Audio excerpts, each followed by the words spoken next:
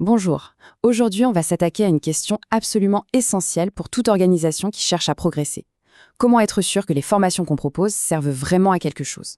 On va décortiquer ensemble l'art et la manière de l'évaluation des besoins en formation. Allez, c'est parti. Voilà la question qui pique un peu. On met du temps, de l'argent sur la table pour des formations, mais est-ce qu'elles ont un véritable impact au final? Trop souvent, on a l'impression de naviguer à vue. C'est une question qui nous oblige à faire une pause et à regarder en face l'efficacité réelle de nos programmes.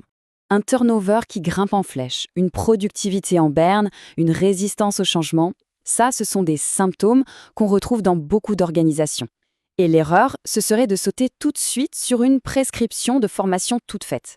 Ces signaux sont en fait des alertes qui nous disent qu'il faut creuser, qu'un diagnostic bien plus profond est nécessaire. Et c'est justement là que l'évaluation des besoins en formation, qu'on appelle aussi EBF, entre en jeu. C'est l'outil de diagnostic indispensable pour s'attaquer aux vraies causes de ces symptômes et pas seulement pour mettre un pansement sur la surface. Ce qui nous amène tout naturellement à notre première section qui résume la philosophie de base. Le diagnostic, c'est toujours avant le traitement. Cette analogie, elle est parfaite. L'évaluation des besoins, ce n'est pas juste une case à cocher sur une liste de tâches. Non, c'est ce diagnostic stratégique qui va faire passer la formation du statut de simple dépense à celui de véritable investissement pour la performance. Alors concrètement, pourquoi est-ce si important de prendre ce temps pour le diagnostic? Eh bien parce que les bénéfices sont énormes. On s'assure que la formation est vraiment en phase avec les objectifs de la boîte, on crée un contenu qui parle aux équipes, qui répond à leurs vrais problèmes, et surtout, on arrête de gaspiller des ressources précieuses, le temps et le budget. Bon, à cette théorie, passons à la pratique. Section 2, l'examen en 5 étapes. On va voir maintenant comment se déroule concrètement une évaluation des besoins au niveau de toute l'organisation. Voilà, ce schéma, c'est un peu notre carte routière pour cette section. Ça peut paraître un peu dense au premier abord, je sais, mais pas de panique, on va le décortiquer ensemble, étape par étape. En fait, ce grand processus peut se résumer en 5 étapes très claires. D'abord, on analyse les lacunes, où est-ce qu'on veut être et où est-ce qu'on est vraiment. Ensuite, on creuse pour trouver les causes profondes, le pourquoi du pourquoi.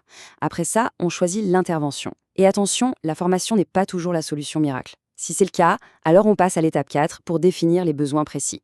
Et enfin, étape cruciale, on assure le suivi et on évalue les résultats. Et pour cette fameuse analyse des causes, il existe une technique aussi simple que puissante, la méthode des 5 pourquoi. L'idée, c'est de ne pas s'arrêter à la première réponse qui vient. On pose la question « pourquoi ?», et à chaque réponse, on repose la question « mais pourquoi ?». On fait ça plusieurs fois de suite pour vraiment remonter à la source du problème. C'est essentiel pour ne pas se tromper de traitement. D'accord, on a le processus. Mais avec quels outils est-ce qu'on travaille? Section 3, les outils de diagnostic. Parce qu'un bon médecin a besoin des bons instruments pour poser son diagnostic, eh bien pour nous, c'est exactement la même chose. Ce schéma nous montre un peu la mécanique interne de tout ça.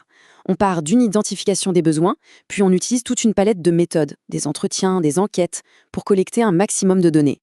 Toutes ces infos sont ensuite analysées, croisées, pour construire un rapport et des recommandations qui tiennent la route. C'est un vrai entonnoir stratégique, qui nous permet de passer du bruit à l'information utile. Alors, qu'est-ce qu'on a dans cette boîte à outils?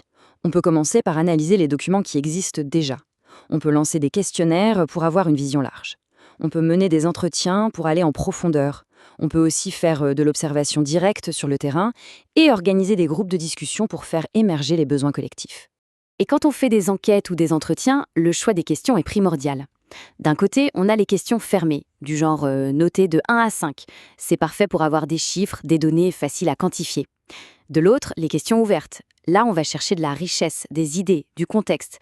Bref, tout ce que les chiffres ne peuvent pas nous dire. Ok, le diagnostic est posé, les données sont collectées, il est temps de préparer la suite. Section 4, le plan de traitement. Voyons maintenant comment on transforme cette analyse en un programme de formation concret et efficace. Pour construire ce plan de traitement, on utilise très souvent un modèle qui a largement fait ses preuves, le modèle ADDI. C'est un peu la référence dans le monde de l'ingénierie pédagogique, un guide en 5 étapes pour s'assurer de construire quelque chose de solide et de ne rien laisser au hasard. Et là, on voit vraiment à quel point tout ce qu'on a vu est fondamental. L'ensemble du processus d'évaluation des besoins en formation, eh bien, ça correspond à la toute première phase du modèle ADDI, la phase d'analyse. Autant dire que c'est la fondation de tout l'édifice. Si l'analyse est bancale, tout le reste risque de s'effondrer. On arrive à notre dernière section, celle qui boucle la boucle de l'analyse à l'impact. C'est ici qu'on mesure toute la puissance d'une évaluation des besoins qui a été bien menée, du début à la fin. Alors si on devait retenir quelques points essentiels. Premièrement, une EBF, c'est un acte stratégique, pas juste de l'administratif. Deuxièmement, c'est elle qui garantit que la formation sera pertinente, ciblée et donc efficace. Troisièmement, elle fait passer la formation du statut de centre de coût à celui d'investissement stratégique.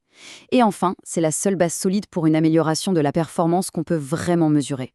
Et pour finir, une question pour la route.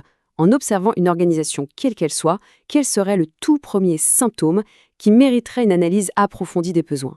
C'est en se posant ce genre de questions qu'on commence à passer d'une formation qu'on subit à une performance qu'on construit. Merci beaucoup d'avoir suivi cette analyse.